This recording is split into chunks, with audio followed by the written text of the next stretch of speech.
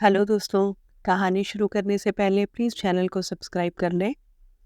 अयान ने माया की तरफ हाथ बढ़ाते हुए कहा, क्या आप वहीं खड़ी रहोगी? उसकी बात सुनकर माया भागते हुए अयान के सीने से लिपट गई। दोनों की आंखों से इस वक्त आंसू बह रहे थे। अपने जज्बातों को बयान करने के लिए दोनों के पास ही शब्द नहीं थे। उन्हें यूं देखकर राजीव और शोभा जी की आंखों में भी खुशी के आंसू आ गए। माया ने दर्द भरी आवाज में अयान के कानों में कहा, मैं सच में तुम्हारी दुल्हन बनना चाहती हूँ। क्या तुम अब भी मुझसे शादी करोगे? राजीव और शोभा जी कुछ देर के लिए कमरे से बाहर चले गए। माया अब भी अयान के गले लगी हुई थी। दोनों की आंखें बंद थीं। कमरे में इस वक्त खामोशी पसरी हुई थी, लेकिन आज उस खामोशी में एक सुकून था। दोनों के ही मन में एक डर बैठ गया था। आज दोनों एक दूसरे से अलग होते होते बचे थे। अयान प्यार से माया की पीठ पर हाथ फेर रहा था। अचानक उसे कुछ याद आया और उसने माया को उठाते हुए कहा, तुम प्रेग्नेंट हो? ये सुनकर माया शर्मा गई और उसने नजरें नीचे झुका ली। अयान ने अपना एक हाथ धीरे से माया के पेट पर रखा। उसे समझ नहीं आ रहा था कि वो किस तरह अपनी खुशी जाहिर करे। माया अयान के हर एक्सप्रेशन को बड़े ध्यान से देख रही थी। अयान इस वक्त बहुत भावुक हो रहा था। उसने माया की तरफ देखते हुए कहा, मैं तुम्हें बता नहीं सकता तुमने मुझे कितनी बड़ी खुशी दी है। ये बोलते हुए उसकी आंखें नम हो गई। माया को पछतावा हो रहा था कि वो अयान के बारे में कितना गलत सोच रही थी, और यहाँ अयान बच्चे के आने की खबर से ही कितना खुश है। अयान ने कहा, मम्मी पापा के जाने के बाद पहली बार किसी रिश्ते को खोने से मैं इतना डर गया था। सगाई की रात जब तुम सबके सामने बोल रही थी, तो तुम्हारे मुंह से निकलते हर लफ्ज के साथ मुझे ऐसा लग रहा था जैसे कोई मेरे दिल के 1000 टुकड़े कर रहा है। माया ने अयान के होठों पर उंगलियां रख दी और गर्दन को हिलाकर उसे चुप रहने का इशारा किया। दोपहर के 2 बज रहे थे। राजीव, मायरा और शोभा जी अयान से मिलने उसके कमरे में पहुंचे। उन्होंने देखा कि अयान का ही एक हाथ माया के पेट पर है और माया का एक हाथ अयान के माथे पर। दोनों चैन की नींद सो रहे थे। कल का दिन सबके लिए बहुत ही दर्द, स्ट्रेस और थका देने वाला था, और अयान पर भी अब भी नींद की गोलियों का असर था, इसलिए उसकी भी नींद लग गई। उन्हें यूं सुकून से सोया देखकर सबके चेहरे पर एक मुस्कान आ गई। सबके दिल को ये देखकर राहत पहुंची और वो लोग बिना उन्हें डिस्टर्ब किए कमरे से बाहर चले गए। शोभा जी भी पूरी रात से जाग रही थी, इसलिए राजीव ने उन्हें ड्राइवर के साथ घर भेज दिया। अब वो और मायरा बाहर बैठकर उन दोनों के उठने का इंतजार कर रहे थे।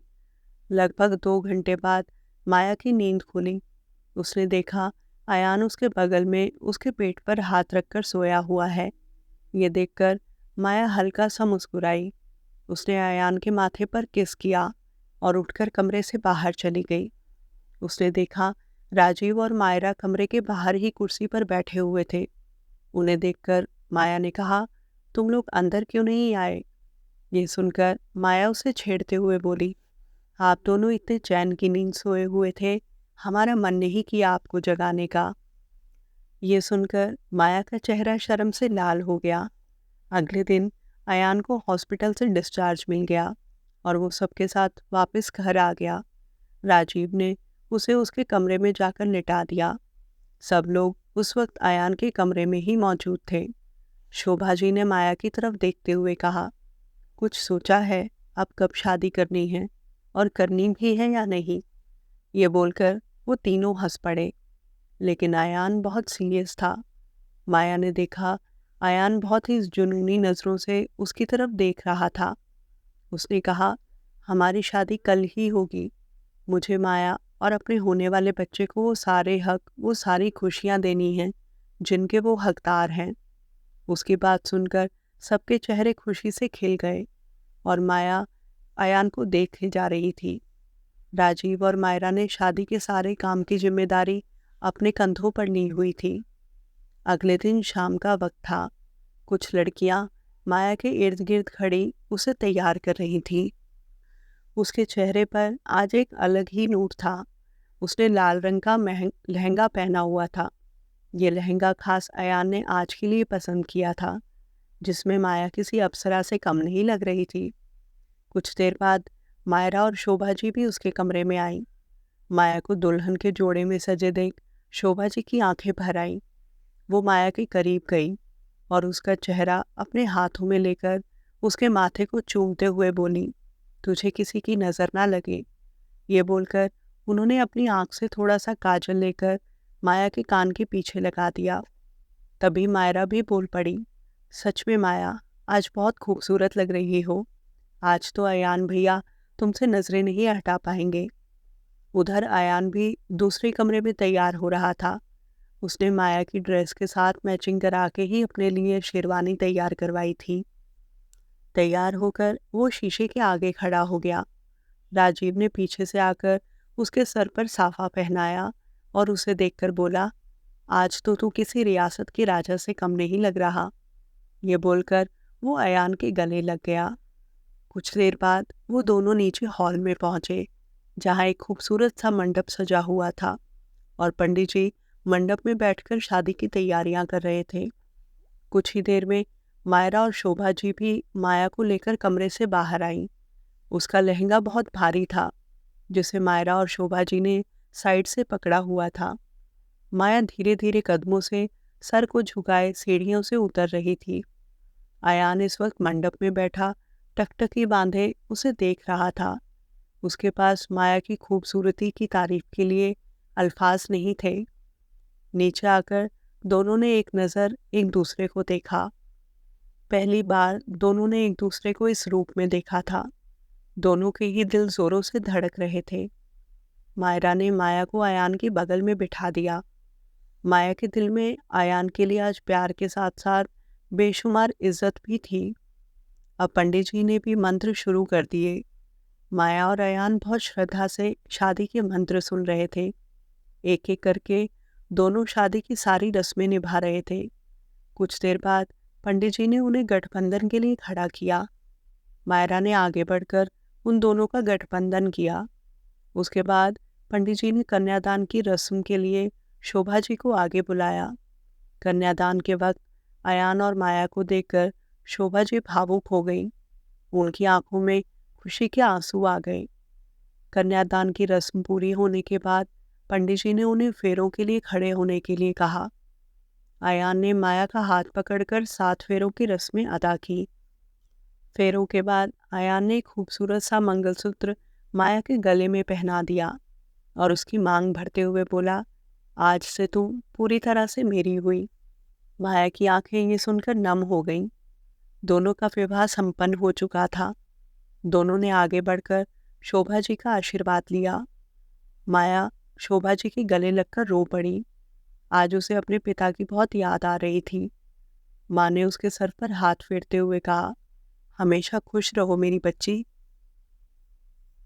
कुछ देर बाद सबके साथ खाना खाकर वो दोनों अपने कमरे में आ गए।